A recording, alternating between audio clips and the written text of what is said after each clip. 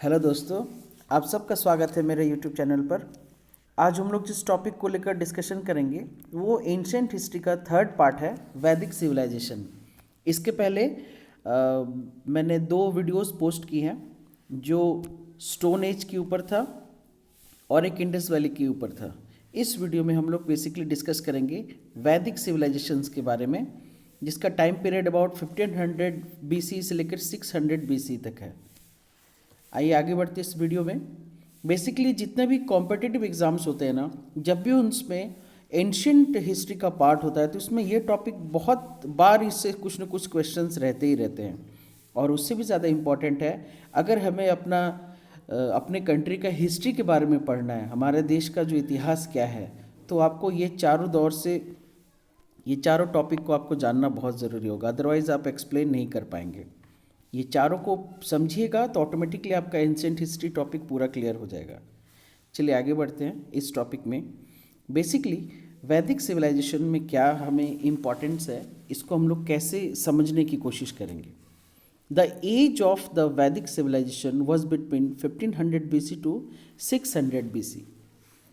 This is the next major civilization after Indus Valley civilization till 1400 BC.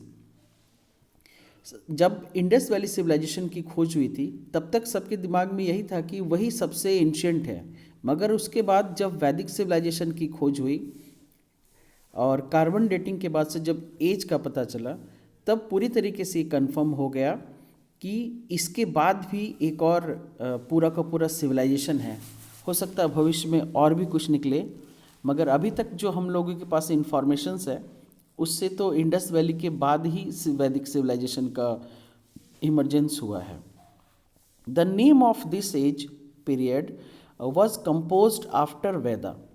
वेद, जितने भी वेद लिखे गए हैं उसके बाद ही ये सिविलाइजेशन का शुरुआत हुआ है, इसलिए इसको हम लोग वैदिक सिविलाइजेशन कहते हैं। The Vedas give the information about this era. हमारे पास हिंदू धर्म के अनुसार, हिंदू सनातन धर्म के अनुसार 4 वेद होते हैं, ऋग्वेद, यजुर्वेद, सामवेद और अथर्ववेद। तो ये चारों वेद माने ये जो वैदिक पीरियड था ये वेदों के आधार पर ही लिखा गया है, और हम लोग के पास जो भी इंफॉर्मेशन है वो वेदों के आधार पर ही है। सबसे पहले हम लोग इसमें समझेंगे कि इस वैदिक पीरियड को किस टाइप से डिवाइड किया गया है। The Vedic age started from the time of Aryans और इंडो आर्यंस। ये जो आर्यंस थे, जो मतलब भारत में रहने वाले लोग थे, वो अपने आप को आर्यंस कहते थे। तो ये आर्यंस ग्रुप के इमरजेंस के साथ ही वैदिक पीरियड स्टार्ट होता है। और इस टॉपिक में बेसिकली हम लोग को पढ़ना है आर्यंस के बारे में, वैदिक सिविलाइजेशन। इसका 2 पार्ट है, अर्ली वैदिक सिविलाइजेशन और लैटर वैदिक सिविलाइजेशन। इन दोनों में बहुत फ़र्क है, क्योंकि अगर इस फ़र्क को हम लोग समझ जाएंगे तो क्वेश्चंस सॉल्व करना इजी हो जाएगा। आगे बढ़ते हैं आर्यंस के बारे में। Basically the Aryans fall in the group of semi nomadic pastoral people. ये जो आर्यंस ग्रुप था ये पहले नोमैडिक पीपल थे, मतलब बंजारे की ज़िंदगी जीते थे।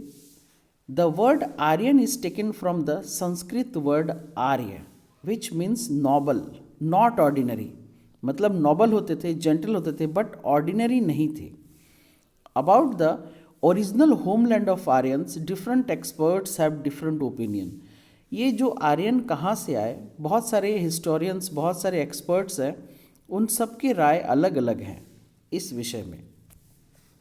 सम of them say that they came from the area around Caspian Sea in Central Asia, and this Central Asia theory was given by Max Muller. Max Muller एक बहुत बड़े हिस्टोरियंस थे, बहुत मतलब इंटेलिजेंट थे, पूरी दुनिया उनके ज्ञान का लोहा मानती है। उनके हिसाब से आर्यंस कैस्पियन सी या सेंट्रल एशिया से आए, and other thing that they originate from the Russian stapes. कुछ लोग ये भी मानते हैं कि रशियन स्टेपीज से आर्यंस आए। और हमारे देश के जो बाल गंगाधर तिलक है, उनके ओपिनियन के हिसाब से आर्यंस जो थे वो आर्कटिक रीजन से आए थे। ये उनका जो कैलकुलेशन था it was based on the astronomical calculations. तो अलग अलग लोगों का अलग अलग मत है, तो हम लोग के पास जो भी जानकारी है यही है।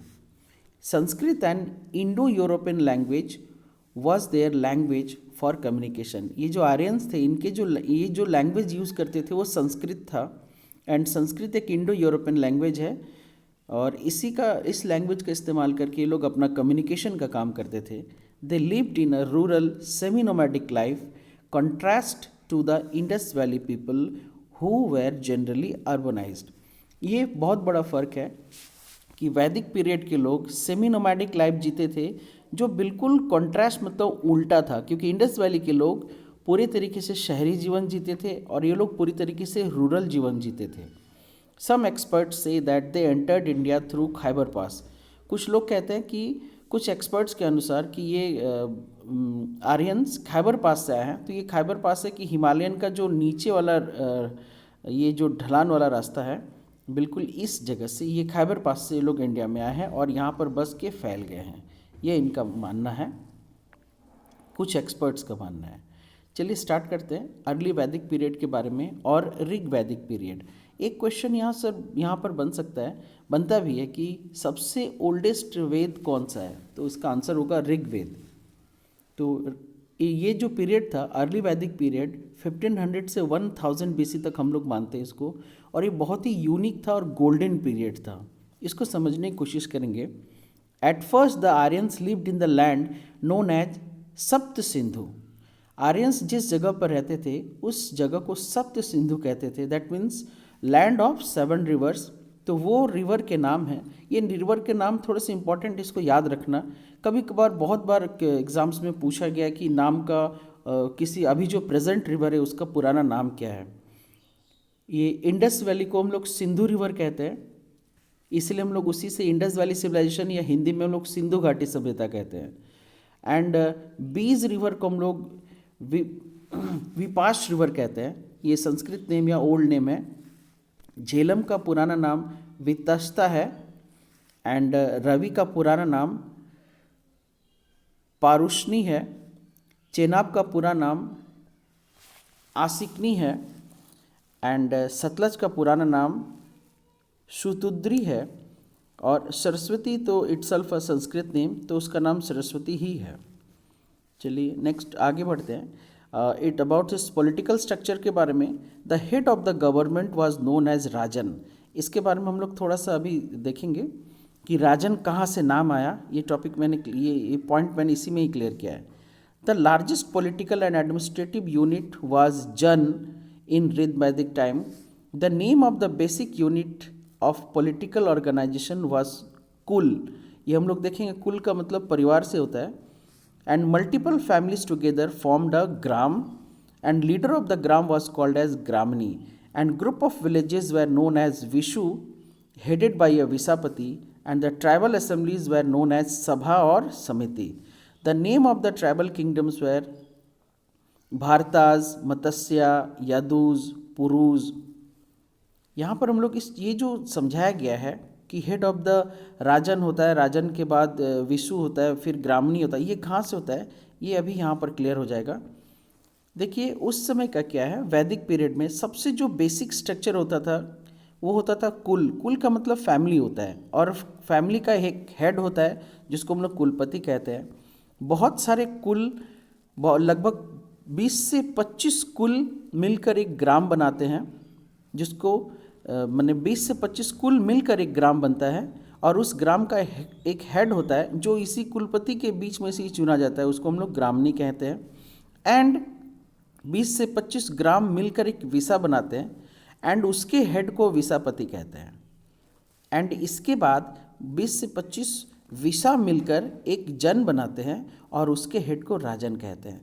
तो ये एक स्ट्रक्चर है, कुल से ग्राम, ग्राम से विसा, विसा से जन। ये स्ट्रक्चर पर भी बहुत बार क्वेश्चंस पूछा गया है। कुल के बाद ही ग्राम आएगा, ग्राम के बाद विसा आएगा, विसा के बाद जन आएगा। और बहुत बार ये भी क्वेश्चन पूछा गया कि ग्राम के हेड को क्या कहते हैं, या विसा के हेड को क्या कहते हैं, या जन के हेड को क्या कहते हैं। इस स्ट्रक्चर को थोड़ा सा याद रखिएगा। नेक्स्ट है सोशल स्ट्रक्चर के बारे में। तो women occupied a respectable position and were allowed to participate in the sabha and samiti. जो भी ट्राइबल ग्रुप के जो मीटिंग्स होते थे उसको सभा या समिति कहते थे, जिसमें वुमेन्स का भी पार्टिसिपेशन होता था, एंड डिसीजन लेते वक्त वुमेन्स का भी इन्वॉल्वमेंट होता था। देर वर वुमन पोवेट अपाला, लोपमुद्रा, विश्ववरा एंड गोशा। ये उस समय के वैदिक पीरियड के अर्ली वैदिक पीरियड के बहुत ही महान कवयित्रियों में से हैं। दे वर लेडी पोएट। तो हम लोग अंदाज़ा लगा सकते हैं कि उस समय वुमन का पोजीशन कितना ज़्यादा रिस्पेक्टेड था। Cows became very important among cattle and monogamy was practice. Monogamy का मतलब है बहुर्विवाह, मतलब एक पुरुष एक से ज़्यादा पत्नी को रखते थे। दे वॉज प्रैक्टिस्ड सॉरी मोनोगैमी मतलब एक विवाह होता है, पॉलीगैमी मतलब बहुर्विवाह होता है। मोनोगैमी ही ज़्यादातर चलता था, एक ही पत्नी रखते थे लोग, एक ही शादी करते थे। परंतु पॉलीगैमी भी मौजूद था उस समय।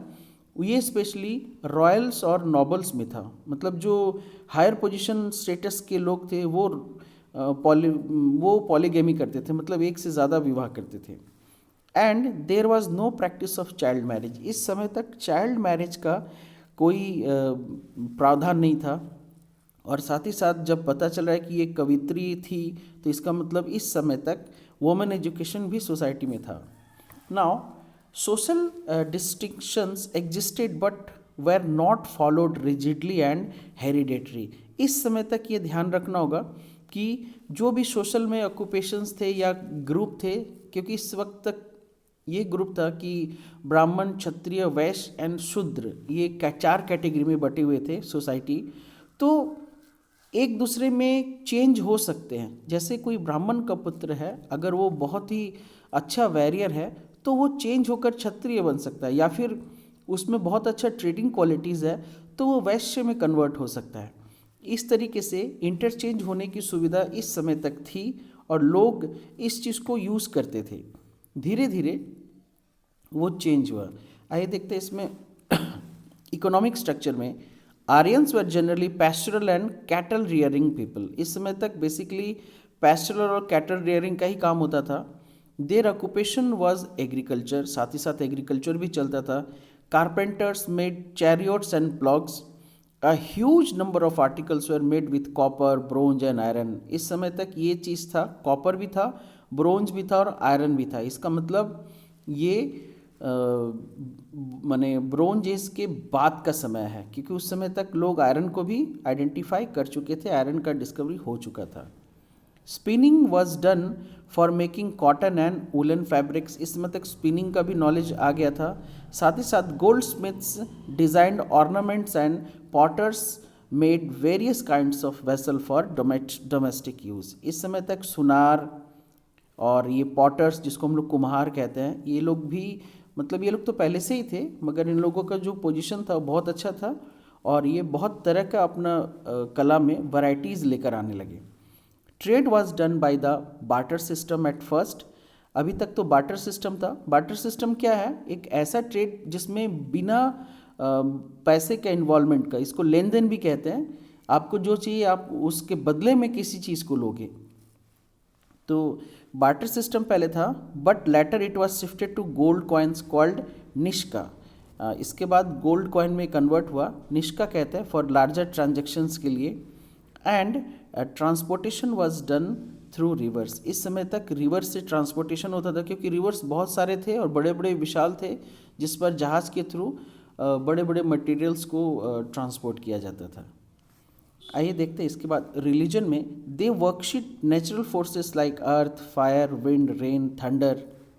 Indra, he was the god of thunder and was most important god at that time.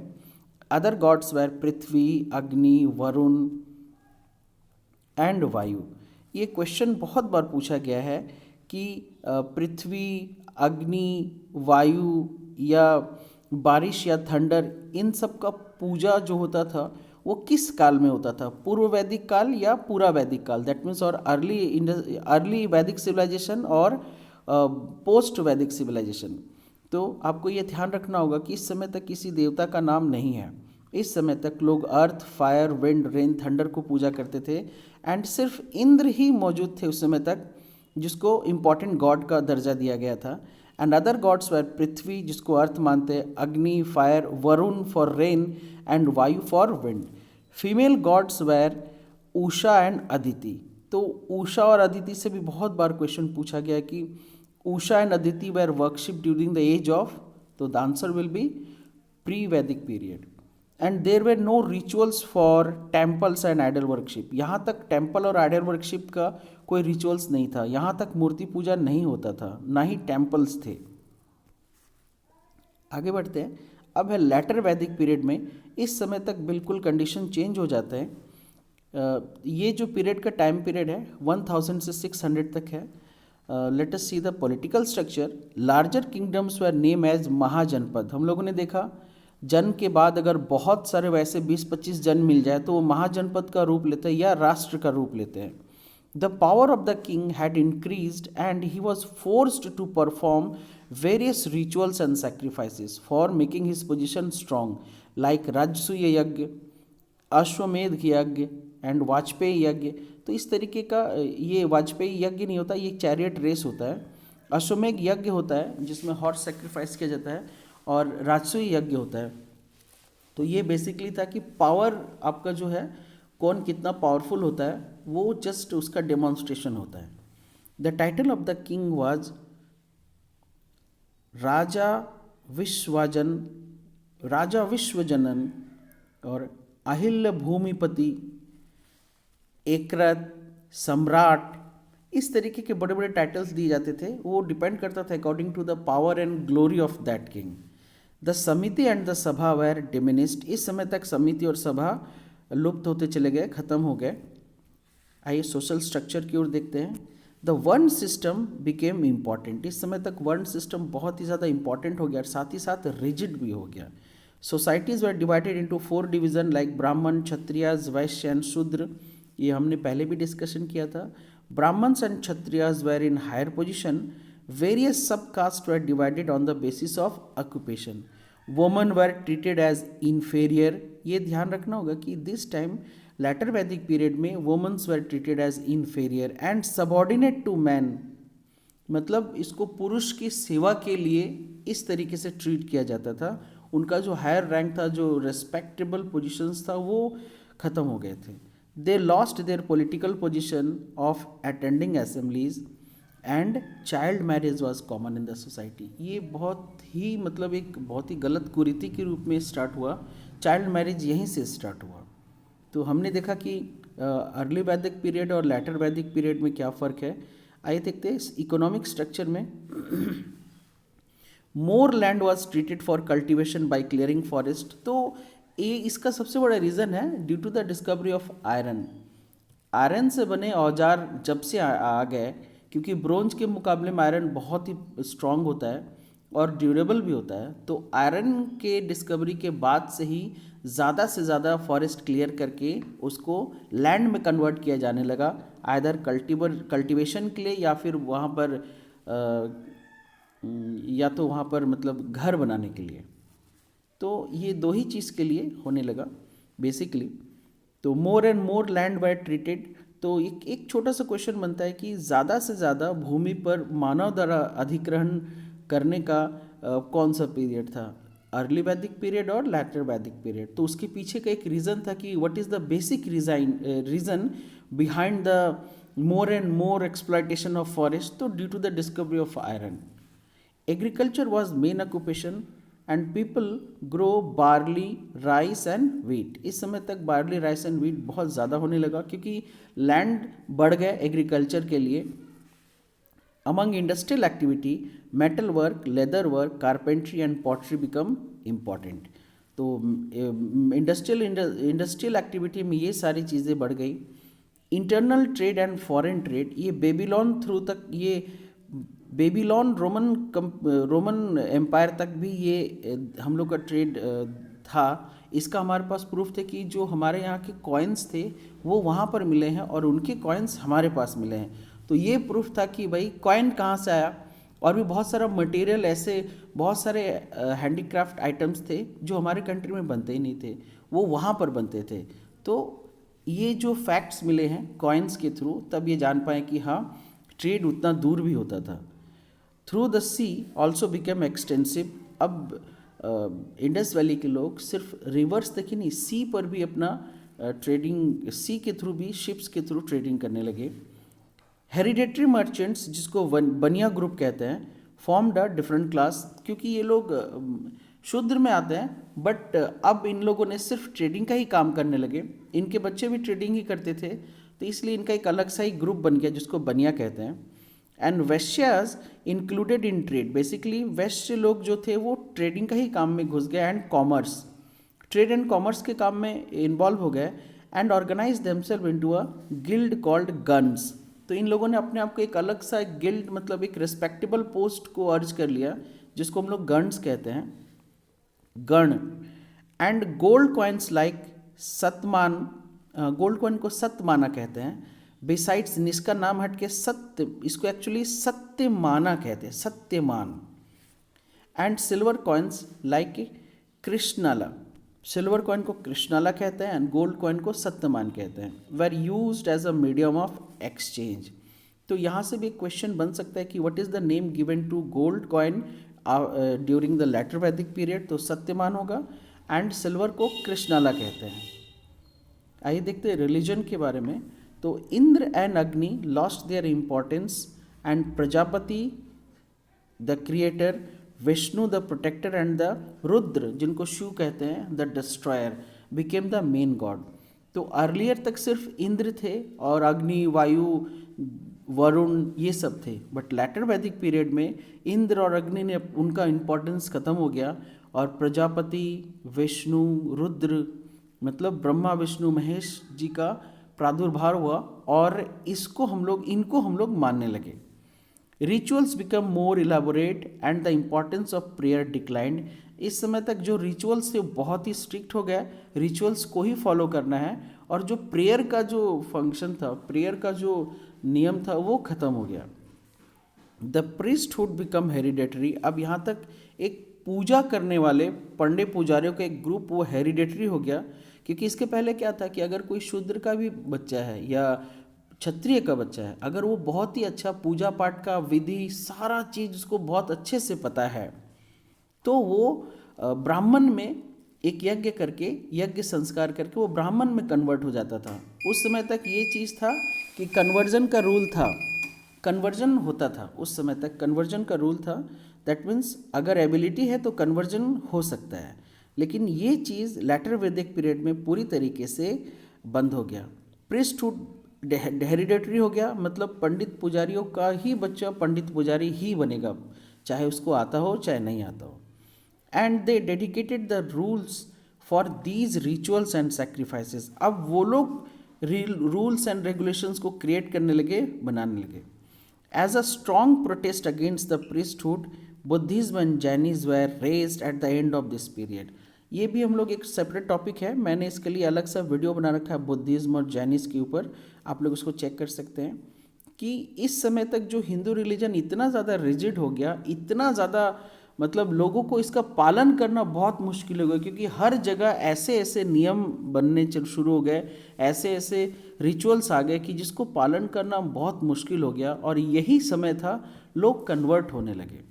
तो इसी समय बुद्धिज्म और जैनिज्म आया, जो लोगों को वाकई में, क्योंकि बुद्धिज्म और जैनिज्म बेसिकली लॉजिकली बेस्ड होता था, यहाँ के जो भी थे, जो भी स्कॉलर्स थे, वो लोग अक्सर आपस में लॉजिकली बहस करते थे, डिस्कशन और आर्गुमेंट्स करते थे, और अपने बातों को, अपने तथ्यों को सबके सामने रखते थे। इस समय ही था कि बुद्धिज्म और जैनिज्म रेज हुआ था। चलिए आगे देखते हैं। लास्ट है वैदिक लिटरेचर। इस समय तक का क्या हमारा वैदिक लिटरेचर है। The word Veda is taken from the word with. With का मतलब ही होता है नॉलेज और एक्वायरिंग नॉलेज। विद्या, विद्या से ही वेद बना है, और विद्या का सबसे सिंपल सा होता है कि नॉलेज एक्वायर करना। The 4 Vedas were Rigveda, Yajurveda, Samaveda and Atharvaveda. इसको आप लोग याद रख सकते हैं। बेसिकली छोटा छोटा डिस्क्रिप्शन है वेदों के बारे में। Rigveda was composed during the early Vedic period, इससे क्वेश्चंस बनता भी है। Other 3 were written in later वैदिक पीरियड। ऋग्वेद के बारे में क्या है, it is the earliest religious text in the world which contains 1028 hymns. मंत्र कहते हैं, इसमें 1028 हाइम्स हैं। And it is classified into 10 mandals. ये मंडलास कहते हैं, सॉरी, मंडलास में बटा हुआ, 10 मंडलास में बटा हुआ, जिसमें 1028 हाइम्स है। तो ये क्वेश्चन बन सकता है, यहाँ से आपको ध्यान रखना होगा। Next one is Yajurveda. It contains the details of rules to be followed during sacrifices and the ways to perform rituals. तो यजुर्वेद बेसिकली डील करता है सेक्रीफाइस के तरीके को और रिचुअल्स को कैसे मनाया जाए, उन सब तरीकों को यजुर्वेद डील करता है। Next one is Samaveda. तो it deals with music and has a collection of song. So Indian music originates from the Samaveda. तो ये भी एक क्वेश्चन बनता है कि where does the music basically originates, तो उसका आंसर होगा Samaveda. Last one is Atharvaveda. It contains spellings, charms and magical formulas. तो ये बहुत बार पूछा गया है कि मैजिकल फार्मूलाज किस वेद से रिलेटेड है, तो वो है अथर्ववेद। चलिए आगे बढ़ते हैं। Next topic, last topic of this video, कि इस समय तक बिसाइड द वेदास अदर वैदिक टेक्स्ट वेर ऑल्सो अवेलेबल। उनका नाम था ब्रह्मनास कहते हैं, ब्रह्मानस भी कहते हैं इसको, sorry, Brahmanas. It contains the prose about Vedic hymns, rituals and philosophies explaining the meaning of sacrifices. ये एक्चुअली ब्रह्ममानस है। तो इसमें क्या होता है ना, जितने भी वैदिक हाइम्स है, रिचुअल्स है एंड इनके जो भी फिलोसफीज है, उस सबको एक्सप्लेन किया गया है। Next is Upanishad. तो it is also known as Vedanta. ये इसका भी क्वेश्चन बनता है कि वेदांत किसको कहा गया है, तो Vedanta is the other name of Upanishad which is 108 in number. तो टोटल उपनिषद कितने हैं, 108। And it is the source of Indian philosophy which deals with the soul, mystery of nature. इसमें आत्मा के बारे में और प्रकृति के बारे में जो भी रहस्य है, जो भी इंफॉर्मेशंस है, उसके बारे में एक्सप्लेनेशन है। Next one is Aranyakas. तो it is the book of instruction that deal with mysticism, rites and rituals. Next one is the great Indian epics of Mahabharata and Ramayana were also written during the period of during this period by Ved Vyas and Valmiki. तो महाभारत लिखा गया था वेद व्यास जी से और रामायण लिखा गया था वाल्मीकि जी से। तो इसी पीरियड के दौरान ही ये सारे गाथाओं को लिखा गया, क्योंकि एक क्वेश्चन है कि भारत में कितने गाथाएं हैं। तो हमारे हिस्ट्री में 2 ही महागाथा है। गाथा तो बहुत सारे हैं, बट महागाथा 2 ही है, रामायण और महाभारत। चलिए ये टॉपिक कंप्लीट हो जाता है। आशा करता हूँ आप लोग को समझ में आया होगा। अगर किसी तरह का डाउट या प्रॉब्लम हो तो आप मुझे कमेंट करके कमेंट बॉक्स में पूछ सकते हैं। आशा करता हूँ मैं जो कोशिश कर रहा हूँ कि एंशिएंट हिस्ट्री के चारों जो टॉपिक है उसको क्लियर करने की कोशिश कर रहा हूँ। मुझे लगता है कि शायद मैं इस अपने कोशिश में कामयाब हो पाऊँगा। इसके लिए मुझे आप लोग का साथ चाहिए। अगर आप नए हैं तो मेरे वीडियो को लाइक, सब्सक्राइब और शेयर ज़रूर कीजिए, और अगर अच्छा लगे तो हिम्मत ज़रूर बढ़ाइए। चलिए आपने इतना कीमती समय दिया इसके लिए बहुत बहुत धन्यवाद। जय हिंद। मिलते हैं अगले वीडियो में।